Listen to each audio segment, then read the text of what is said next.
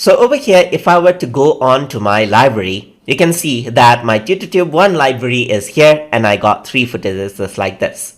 So let's say I want to add the content onto the library. I can simply right click right here and click on add to library. So once I do that, you can select the library that you want to add your content in. You don't need your library open for this. You can choose whether you want to add it with canvas size or visible size. So I'm just going to choose canvas size and press OK.